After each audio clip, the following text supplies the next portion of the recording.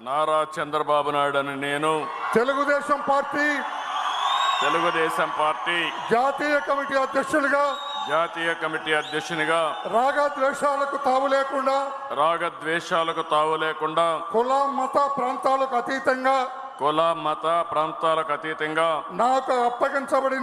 నాకు అప్పగించబడిన విధులను మనస వాచ కర్మేణ సమర్థవంతంగా నిర్వహిస్తానని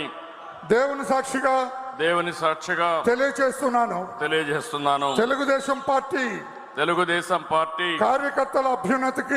కార్యకర్తల అభ్యున్నతికి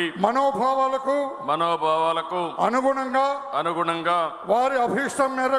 వారి అభిష్టం మేరకు శాయశక్తులా కృషి చేస్తానని తెలుగుదేశం పార్టీ ప్రతిష్టతను పెంచడానికి నాపై మీరు ఉంచిన నమ్మకాన్ని వమ్ము చేయకుండా పనిచేస్తానని తెలుగుదేశం పార్టీ పతాక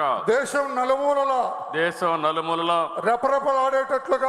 రెపరెపలాడేటట్లుగా అవిశ్రాంతంగా కృషి చేస్తానని విజ్ఞానవంతమైన ఆదర్శవంతమైన